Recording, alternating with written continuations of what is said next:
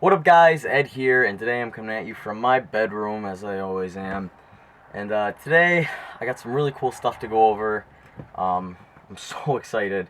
Basically, what's happening is, my channel is it's not getting revamped or changed or anything, but it's getting a lot more, I guess I should say. Um, to calm myself down and kind of go from first step first, I am switching from hand painting mostly to airbrushing, which is really cool. Because I have recently come into, obviously, I mentioned it in my other video, I've come into possession of a indoor spray booth and a airbrush. And you can see them right there. You can see my, off to the side, sort of my spray booth here, my airbrush right there. I'll do more detailed videos, and you'll see more of that later on, because I'm going to be doing tutorials and all this other stuff. I'm so excited. But essentially, I haven't made a YouTube video in like a month, and that's because in the past month, pretty much all I've been doing is non-stop airbrushing, because, again, I'm not going to go into where I got all this stuff. It was given to me by a very, very good friend who would kind of like to remain anonymous. But he's one of my closest friends in the community, and he's kind of handed me down a bunch of his older tools and stuff that he doesn't need anymore. And yeah, so I've been airbrushing basically. I know I do hand painting a lot. Like, I did this recently. You guys probably have seen this everywhere. This is my high grade F2, or high grade Zaku 2 F2. Excuse me, it's my computer. That was all hand painted and battle scarred and weathered and everything. And I think I did a video going over this. Just get a little close up there, so you can see it's got like a flat paint job on it and everything. It's top coated with like a Krylon spray, and it's like a semi-gloss finish. I really don't like semi-gloss finishes. I always like matte finishes. And recently, since I started airbrushing, I've started to do pre-shading. And pre-shading is when you falsify shadows on a kit. Let me just change this. Boom. Basically, if you don't know what pre-shading is, it's putting like darkened edges around a kit. Basically, you can do this sort of with hand painting, but it's easiest to do with airbrushing. So let's say I have a square, like this phone here, and you go around the edges, and like, let's say I'm painting this white. The part would be completely white, but all the edges around it would be dark, and that's essentially what pre-shading is. It's falsifying shadows on models, and again, it's one of my favorite things to do. It's one of my favorite things to see on models, and I've started doing it since I've gotten this airbrush, and this is a, I should get the technical name of it. It is an Iwata HPC Plus Japan LF. I don't think the Japan LF means anything, but it's this. My air compressor is a Tester's air compressor that has a valve on it, or a gauge thing on it, I don't know. And it runs up to 45 psi, I think. It's specifically made for airbrushing. But I have that hooked up to that. Works fine, works great, love it. Yeah, so anyway, when I got this airbrush, I was super excited to start airbrushing, obviously. And I started off with a kit that I've had for a while, and it's the Gundam Virtue. And the reason I haven't done any videos on these guys yet is because I wanted to make this video explaining where I've been and what I've been up to, and like future things to come before I've started doing more videos. So now that I have this video out of the way, you'll be seeing all these projects that I've been working on, and work in progress videos and close-up videos and junk.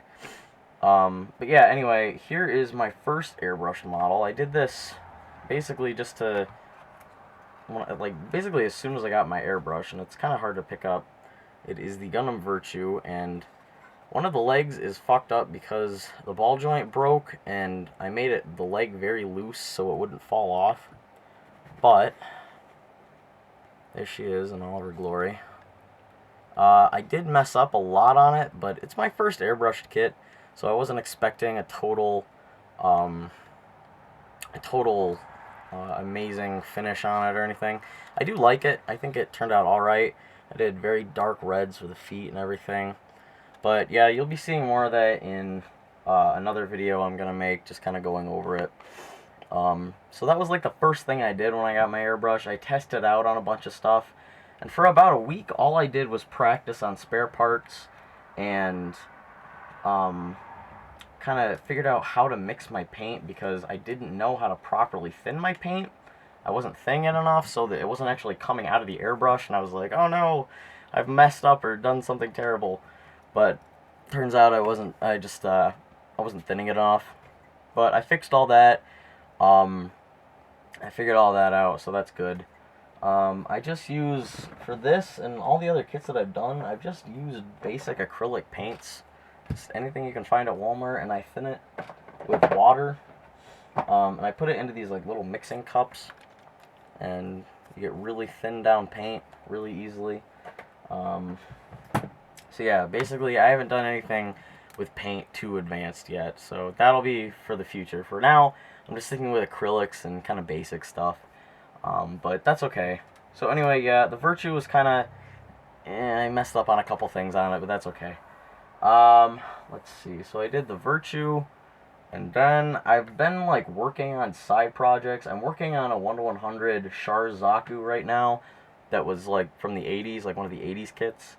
And I'm also working on a high-grade full armor, or not a high-grade, a 80s full armor Gundam, the 1/144 scale. And again, you'll be seeing that in another video. But I did the Virtue, and then I decided to paint a Gym 2. And this one I shaded much better, but I did mess up on a couple parts on it, but I think I did an overall better job with it. Again, all I did was use acrylics on it. Focus. As you can see, there's shading on the shield. Everything. I did shading on the gun, shading on the legs. Again, you can see better pictures of these on my blog. This one was featured on Gunpla recently, so you might have seen it there. I did mess up in a couple spots on it, which kind of bugged the crap out of me. But I'm learning, you know. This is a learning experience. This is all new to me, and I'm just kind of taking it day by day as I go. I've also started to use more advanced tools, and by that I mean I've upgraded from using super glue and like a hobby knife to using stuff like you know, Tamiya cements and stuff like this. I'll just focus kind of close because I'm going to be showing off some stuff. I've been using these lately to fix seam lines and stuff. Since, again, I got an airbrush, I've been using this as primer instead of Krylon primer. It's just Mr. Surfacer 1000. I've also been using this stuff as top coat. It is Alkalid 2. This is a clear coat flat finish. This is amazing. This is the most beautiful clear coat I've ever used. I do have other stuff that I haven't used yet, but I'm willing to use. I do have some very, very nice Alkalid lacquer paints. This one is chrome. So I'm very excited to be trying those out and using all of them. And I've also been using, the first time ever, Tamiya putty. And this stuff is really great. It's a lifesaver, and I don't think I've ever been happier with a product for fixing seam lines. I love that putty so much. It makes doing 80s kits so much more fun, so much easier. And I could spend hours going over all the new tools and stuff that I've acquired in the past couple of weeks, but I'm just gonna keep it short and simple and to the point, and just saying I am using these tools and applying them to my Gunpla to take my game to the next level. Again, the person who gave me all these, I'm sure you're watching this from wherever you are, and I know that you know I'm grateful for everything, but I don't know if you know how much it means to me that I've gotten all this stuff. I mean, in the past couple of months, I've gotten so much equipment that I would never be able to afford in years. So, it just means a lot to me, and I want to just take a minute to just thank, everybody in the community, um, just everybody in general that I've ever been involved with this hobby, because things are not always brightest in my life, but I know I always have the community and Gunpla to turn to uh, whenever things get rough, and I've really needed that lately. And all of this, all of this equipment and everything is amazing, because these are the tools I need to take it to the next level for me. And I can't ever repay you, the person who's given me all this stuff, or anyone else who's ever really, patted my back and said, you can do this. I can't thank you guys enough. Um, I don't think it's all I've ever wanted to do, but ever since I started doing this and started doing models at a more higher level, starting to hand paint in the past, 6 or 7 months, ever since I did the 1-year War Gundam, I felt like this is my calling. This hobby is what I'm meant to do. And I love it. I love everything about it. I love doing it. I love building. I love everyone that I've met building. And it's really changed my life. And I'm trying to keep this not too sappy or anything, but really, there's just so many great things that have happened to me because of this hobby, because of Gundam, that would never have happened to me before. So I am proud to be a hobbyist. I'm proud to be a modeler. I always will be. And as of lately, I'm ready to take my game to the next level. So you guys are going to be seeing tons of new videos. I'm going to be doing work in progress videos on stuff. I am going to be doing tutorials on stuff, including hand painting and weathering. A lot of people wanted to know how to hand paint, so I'm going to be doing that. Again, a lot of my methods are kind of unorthodox for painting and hand painting and decaling and weathering and everything. So they aren't going to necessarily be tutorials on how to do this such and such. They're going to be videos on how Ed does such and such and such. So you're going to be seeing the style on how I do it, not necessarily the style on how everyone else does it.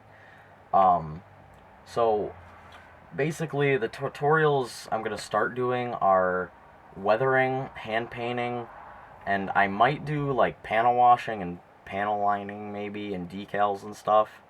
I might do that, but I'm not entirely sure.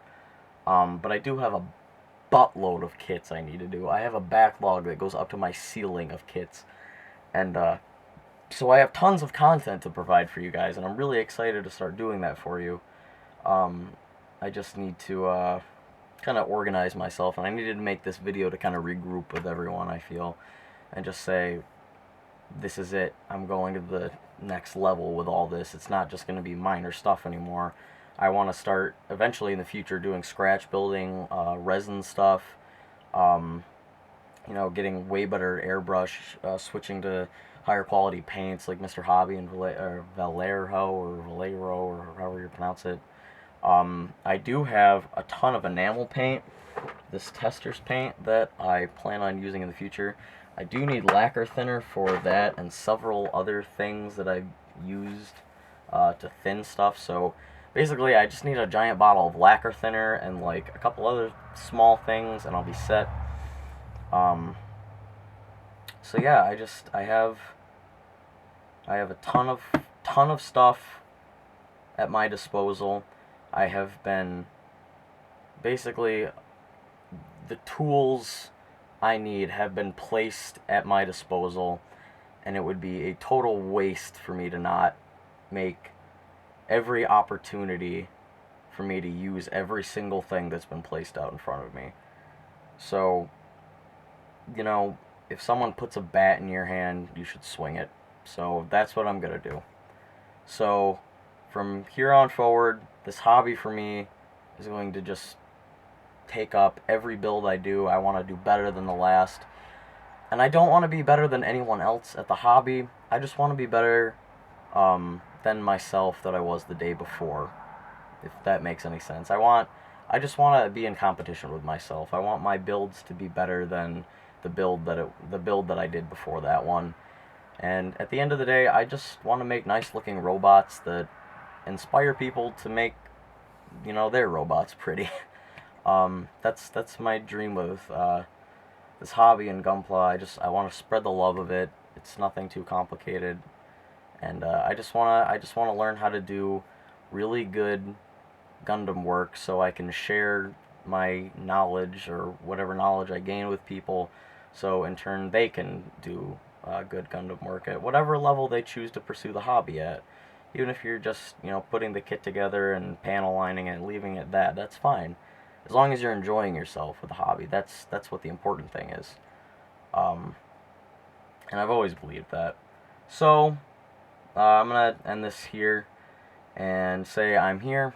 I'm ready to go. I have every tool I could possibly need in front of me, and all I have left to do is learn how to use everything and slowly build up my skills to make my kits beautiful. So with that being said, thank you guys for watching and subscribing and everything. Stay tuned for more content, more videos, and all this other stuff I'm going to be doing. And, if you have any questions or requests for videos or ideas, leave them below. And I guess that's about it. So thank all of you guys for everything that you guys have done for me. And, yeah, so I will see you later.